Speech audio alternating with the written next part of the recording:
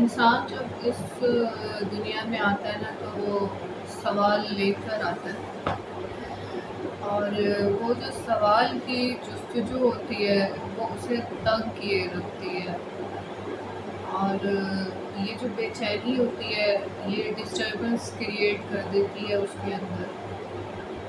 اور جب اس کے اندر ڈسٹربنس کریٹ ہوتی ہے تو اس کو ایک نفسیاتی الجھاؤ کا سامنا ہوتا ہے، اور کشمکش جو پچھلے زمانوں میں تھی اس کشمکش کا علاج زیادہ تر لوگ تو جن کی صورت میں کر دیا کرتے تھے، but nowadays lots of psychological diseases have been introduced, اور ان کی روشنی میں ہی ہم نفس کی تاریخ میں دیکھتے ہیں۔ ہم دین کا نقطۂ نظر ہٹا دیں تصوف سے، کہ ایک سوال پوچھا گیا تھا کہ کیا تصوف باطنی دنیا کو سنوارنے کا کوئی طریقہ ہے، ایک طریقہ ہے۔ یہ کوشچن ایک پرابیبلٹی ہے کہ کیا تصوف ٹرو ہے یا ان ٹرو ہے۔ اگر تو سچ آپ کے اندر ہے then it might be definitely true، but اگر سچ آپ کے اندر نہیں ہے تو یہ بھی ٹرو نہیں ہے، یہ بھی ایک جھوٹ ہے۔ تو it depends solely on you. اگر آپ کسی سے پوچھتے ہیں کہ یہ اپنی تنبیتی اپنا پریکٹیکل ایکسپیرینس بتا دو تاکہ ہم اس سے ہیلپ لے کے خود ایک اپنی اوپینین کریٹ کر دیں کہ ہاں جی دس از واٹ وی سے all the practical demonstration have been performed by different prophets and that perfectly narrated in the قرآن پاک as well، کہ ان کا قرآن پاک میں بھی بہت بہترین طریقے سے ذکر ہے۔ پہلی بات جب ہم قرت کو دیکھتے ہیں نا، میں اکثر سوچتی تھی قرآن کا میننگ قرآن کیوں ہے، قرآن کا میننگ جیسے زبور ہے، زبور کا میننگ زبور کیوں ہے، اس کو زبور نام کیوں دیا گیا، جیسے میں میرا نام نور ایمان ہے تو نور ایمان کیوں کہا گیا مجھے، اسی طرح قرآن کو قرآن کیوں کہا گیا ہے، اسی طرح بائبل کو بائبل کیوں کہا گیا، اسی طرح توریت کو توریت کیوں کہا گیا۔ یہ کتابیں کچھ کتاب شریعت، کچھ کتاب عبادت اور کچھ کتاب حمد و ثنا سے ریلیٹڈ ہے، اور جو قرآن ہے وہ سارے زمانوں کی قرت سے ریلیٹڈ ہے۔ قرت کا جو پہلا درجہ ہے وہ ہمیں ملتا ہے when Adam had tasted the forbidden tree and it was prohibited by Allah but he did it because this is the basic instinct of the mankind کہ ever he or she would be prohibited for something else he will definitely do it، اور وہ اسے ضرور اور حل میں کرے گا۔ لیکن اب اس پروہیبیشن کے بعد یا اس ممنوع چیز کو کرنے کے بعد ہماری پہلی ڈیوٹی ہوتی ہے کہ we have to go for توبہ کی طرف، ہمیں اس کے بعد جانا پڑتا ہے، اور توبہ کی طرف جب ہم جاتے ہیں جیسے حضرت آدم علیہ السلام گئے تھے تو ہم بیسیکلی قرآن مجید کی قرت کا وہ پہلا ٹائر مکمل کر رہے ہوتے ہیں، وہ جو ایک قصہ ہے ٹوٹلی ڈیٹیل نریٹڈ فارم میں، کیونکہ بائبل میں بہت زیادہ ڈیٹیل وے میں نریٹ کیا گیا، اور قرآن پاک میں بھی ایز اٹ از ویسے کا ویسے نریٹ کیا گیا، ایک پراپر ایویڈنس ہے کہ قرآن مجید اس بائبل کو یا اس توریت کو بھی اپنے اندر جمع کیے ہوئے ہیں۔ تو کیا بات ہے کہ جب آپ صلی اللہ علیہ وآلہ وسلم پر قرآن مجید نازل ہو رہا تھا تو وہ کیا، جب وہ اس کو قلم ان کے ہاتھ سے وہ لکھ رہے تھے وہ چیزیں، تو کیا واقعی وہ ان چیزوں کو دیکھ رہے تھے، کیونکہ اتنی مائنیوٹ ڈیٹیلز دیکھے بغیر انسان نہیں لکھ سکتا کسی بھی چیز کی، وہ دور موسوی ہو، وہ دور خضری ہو، وہ دور عیسوی ہو، وہ دور ابراہیمی ہو، وہ دور سلیمانی ہو، جو بھی جن انبیاء کا دور ہے وہ اتنی ڈیٹیل وے میں کیسے لکھ دیا گیا کہ آپ نے دیکھا، لیکن وہ کب کیوں اور کیسے دیکھا گیا وہ ایک پریکٹیکل ڈیمونسٹریشن تھی، نیڈ آف دا ٹائم تھی، نیڈ آف دا پرسنالٹی تھی کہ ایٹ دس ٹائم شریعت اگر دور موسوی ہے، کیونکہ حضرت موسیٰ علیہ السلام سے پہلے شریعت تو تھی ہی، تو اگر حضرت موسیٰ علیہ السلام کی پریکٹیکل ڈیمونسٹریشن چاہیے آپ صلی اللہ علیہ وسلم نے اپنانی ہے، اور اللہ تعالیٰ چاہ رہے کہ اب شریعت کا نظام نافذ ہو جائے، تو سارا حضرت موسیٰ علیہ السلام کی جو بائبل میں حدود اور شریعت کا نظام نافذ کیا گیا تھا. حدود اینڈ آرڈیننس کا جو نظام ہے وہ ٹوٹلی بائبل میں وہی کی وہی چیزیں قرآن مجید میں بھی ساری کی ساری ریپیٹ کی گئی ہیں، اور وہ ریپیٹیشن ایز اٹ از وہی ہے جو کہ ادھر بائبل میں نریٹ کی گئی ہے. اس کا مطلب یہ ہے کہ آپ صلی اللہ علیہ وسلم کو وہ چیزیں دکھائی جا رہی تھیں. اللہ وہی ہے جو اللہ تو وہی ہے جو نریشن، جو چیزیں حضرت موسیٰ علیہ السلام پر اتری وہی کی وہی نریشن، وہی کی وہی چیزیں آپ صلی اللہ علیہ وسلم پر اتری. اب یہ چیز ایک اور چیز ڈیفائن کرتی ہے proximal distance of prophet towards the Allah. اب حضرت موسیٰ علیہ السلام کا جو پروکسیمل ڈسٹینس تھا اللہ کی طرف سے وہ کیا تھا کہ حضرت موسیٰ علیہ السلام اللہ کے روبرو کھڑے ہیں، لیکن ان کے پاس وہ والا یقین نہیں ہے جو حضور پاک صلی اللہ علیہ وآلہ وسلم کے پاس ہے. وہ اللہ ان کو کہہ رہے کہ جائیں اپنی قوم کو ڈرائیں، تو وہ کہہ رہے میری قوم نہیں مانے گی، اللہ کے حضور ہے، ایک ڈائلاگ ہے. لیکن آپ صلی اللہ علیہ وآلہ وسلم کو یقین دے دیا گیا تھا، نماز دیا گیا تھا، اور اس یقین کی بدولت ہی کہا گیا تھا کہ میرے ہاتھ پر ایک ہاتھ میں، اور وہ یقین وہ والا تھا کہ جو حضرت ابراہیم علیہ السلام کو عطا کیا گیا تھا کہ میرے ایک ہاتھ پر آپ چاند رکھ دیں اور دوسرے ہاتھ پہ سورج رکھ دیں تو میں پھر بھی یہ دین کی جو دین کو جو پھیلانے کا کام ہے اس کو نہیں چھوڑوں گا. ایک جو ٹائر ہے وہ حضرت سلیمان علیہ السلام اور حضرت داؤد علیہ السلام اور جالوت اور طالوت کی جو لڑائی ہے اس سے بھی ریلیٹڈ ہے. پروفٹ ریفرنسز ہیں کہ اس دور میں کیا کیا تھا. چونٹی سے بات تھی، خون سے بات تھی، درخت سے بات تھی، شجر پہاڑوں سے بات تھی، ہواؤں سے بات چیت تھی. یعنی ہر چیز جب انسان اپنے باطن کی مکمل کھوج کر کے ایک خیال کو اپنے خیال کی تحقیق کر کے ڈائریکٹ اللہ سے ریفلیکٹ بیک ہونا شروع ہو جاتا ہے. اور وہ ریفلیکشن ہر نبی کا جو تعلق ہے وہ اللہ تعالیٰ سے وہ ایک ڈسٹینس پر ہے. لیٹس سپوز حضرت آدم علیہ السلام کا 10 میٹر ڈسٹینس ہے، تو ان کے بعد حضرت شیس علیہ السلام کی جو ان کے حضرت نوح علیہ السلام کا 8 میٹر پھر ہوگا، اور وہی اگر حضرت موسیٰ علیہ السلام کا لے لیں تو وہ 5 میٹر پر ہوگا، حضرت عیسیٰ علیہ السلام کا 4 میٹر پر ہوگا، حضرت ابراہیم علیہ السلام کا 3 میٹر پر، لیکن آپ صلی اللہ علیہ وسلم کا 1 میٹر پر ہے. تو ہر نبی کا ایک پروکسیمل ڈسٹینس ہے، اللہ تعالیٰ کی طرف کنیکشن ہے، اور وہ کنیکشن اپنی ہی نئی ریولیشن، اپنی ہی ایک نئی ڈسکوری لے کر آ رہے ہیں کہ میں کون ہوں. ہر نبی آنے والا قرآن پاک میں یہ پراپر آئیڈینٹیفیکیشن، یہ شناخت لے کر آ رہا ہے کہ اگر حضرت سلیمان علیہ السلام کی بات ہے تو انہوں نے کس چیز کو آگے تبلیغ کیا تھا وہ سارا کا سارا بتایا ہوا ہے ان کا، کہ جادو کیا تھا، معجزہ کیا تھا، اور ان کو کیا کیا تذکیر، کس کس چیز پر تذکیر عطا کی گئی تھی. اور انہی پر ایک وہ تخت سلیمان کا بھی واقعہ ہے کہ ملکہ سبا کا. تو یہ ساری کی ساری نریشن ہے اور یہ علم روحانیت سے ریلیٹڈ ہے. یعنی حضرت سلیمان علیہ السلام کو روحانیت کا علم عطا کیا گیا تھا، لیکن حضرت سلیمان علیہ السلام کو دیکھ تو آپ صلی اللہ علیہ وآلہ وسلم رہے تھے. اس کا مطلب ہے کہ وہ سارا کا سارا علم آپ صلی اللہ علیہ وآلہ وسلم کو عطا کر دیا گیا. وہی حکومت، وہی روح، وہی طاقت، وہی تسخیر، وہی سب کچھ آپ صلی اللہ علیہ وسلم کو عطا کر دیا گیا. اب کس پوائنٹ پر حضرت سلیمان علیہ السلام کی یہ ڈسکوری ہوئی، خیال کی وہ کون سی جگہ تھی، پوائنٹ تھا،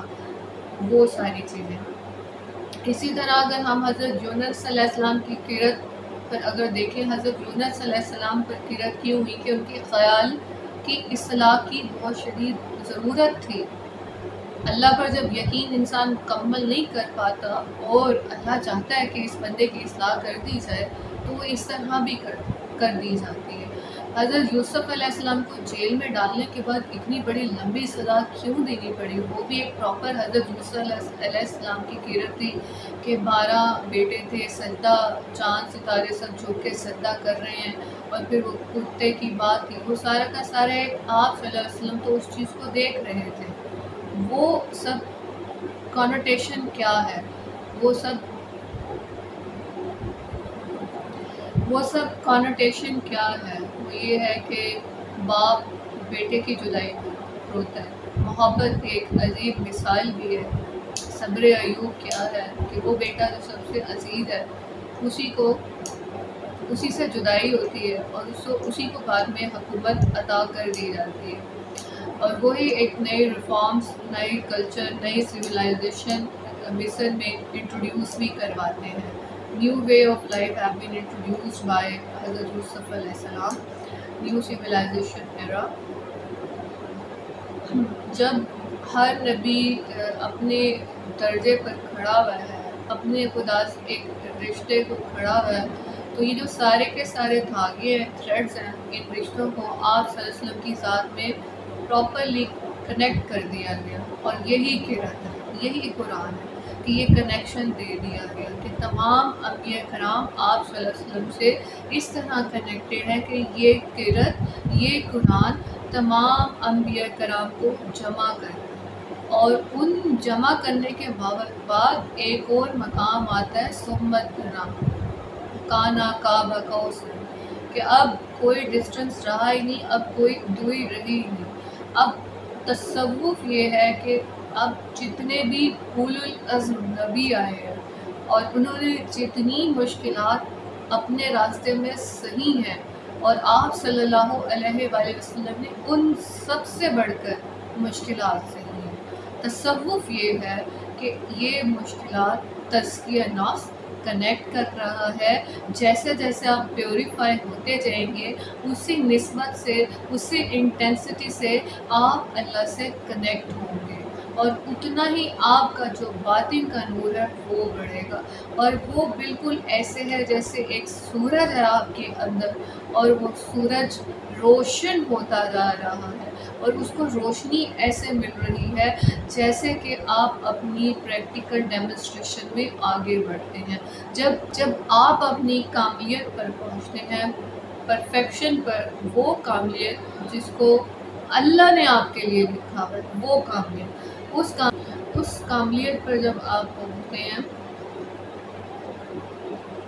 جو کاملیت اللہ نے آپ کے لیے لکھی ہوئی ہے، وہ کاملیت،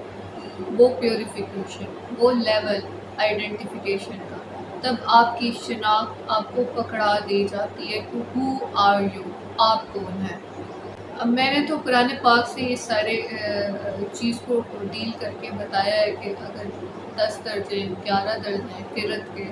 تو ہر درجہ ایک نئی ریویلیشن آپ کو ریویل کر رہا ہے، آپ کی ذات کو آئیڈینٹیفائی کر رہا ہے، تو یہ ڈائریکٹ ہمارے لیے ڈائریکٹلی پرپورشن ہے کہ ہمارا تزکیہ نفس، ہمارے باطنی معاملات ڈائریکٹ ہمارے یقین کو، ہمارے نور کو انہانس کر رہے ہیں، اور یہ اسی سے ہمارا ایمان، یقین، عبادت بیسیکلی کیا ہے؟ عبادت یہ ہے کہ اللہ تعالیٰ کے حضور جھکا ہے، اور جو قرت ہے، قرت یہ ہے کہ آپ قرآن مجید کا چلتا پھرتا پریکٹیکل ڈیمونسٹریشن بن جائیں، عملی نمونہ بن جائیں، اور جیسے جیسے آپ وہ پریکٹیکل ڈیمونسٹریشن دیتے جائیں گے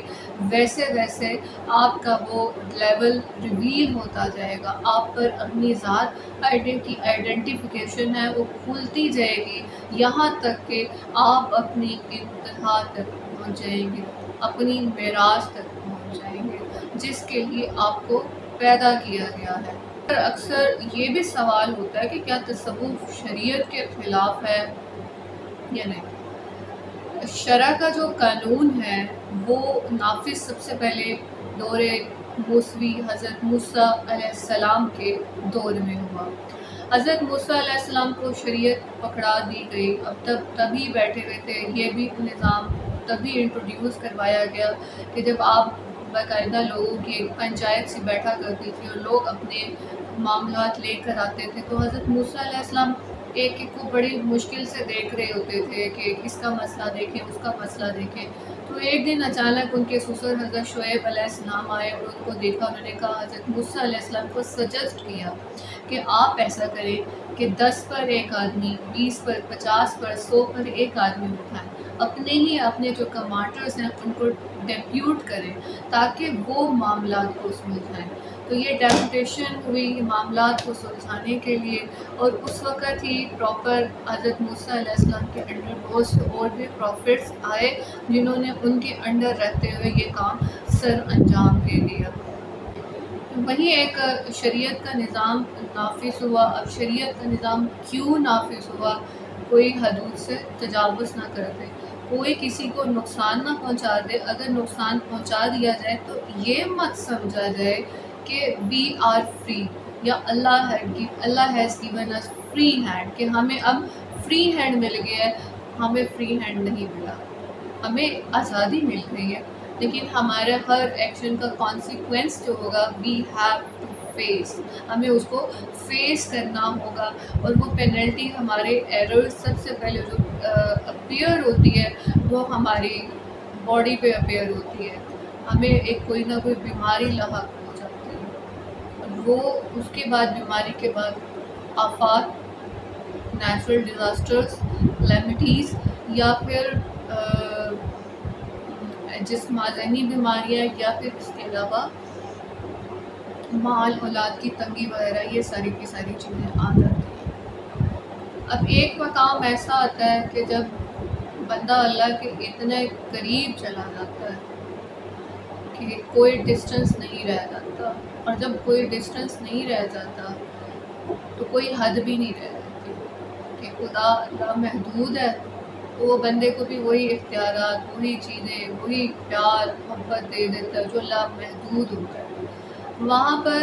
یہ سوال بڑا عجیب سا اور اسٹرینج لگتا ہے کہ شریعت اپلائی ہوتی ہے، شریعت آئی ہے بندوں کی اپلیکیشن کے لیے، ان کے سدھار کے لیے، اور اخلاقی جو برائیاں ان کو پیوریفائی کرنے کے لیے، معاشرے کو بہتر بنانے کے لیے۔ جب بندہ اپنے اللہ سے جڑ جاتا ہے، اللہ اس سے جڑ جاتا ہے، فرق نہیں رہتا، تب شریعت کی کوشچننگ جو ہے وہ لا یعنی سی ہو جاتی ہے۔ لیکن ایسا کم ہی ہوا ہے۔ اب حضرت امیر خسرو کا جو عشق ہے حضرت نظام الدین اولیاء سے، وہ اتنا، ان کا ڈسٹنس حضرت نظام الدین اولیاء سے اتنا زیادہ ہے کہ سم ہاؤ وہ کہیں نہ کہیں جو شریعت کی لائن ہے اس کو کراس کرتے ہوئے دکھائی دیتے ہیں، لیکن ان کا عشق اتنا سچا ہے اپنے مرشد سے کہ ہمیں ان کا سچ ہی نظر آتا ہے۔ ہمیں یہ نظر نہیں آتا کہ انہوں نے یہاں پر کراس کی، ہم وہاں پر حد بندی ڈالنے والے بنتے نہیں، جہاں پر بندے اور اللہ کا کنیکشن اتنا زیادہ اسٹرانگ ہو جاتا ہے کہ وہاں پر دوئی نہیں رہتی، وہاں پر ہم کوشچننگ نہیں کر سکتے، سوال نہیں کر سکتے، کیونکہ وہ بندہ پھر خود حق والا ہو جاتا ہے، اور جہاں پر حق ہوتا ہے وہاں پر ہم شک کی نگاہ سے اس کو دیکھ ہی نہیں سکتے۔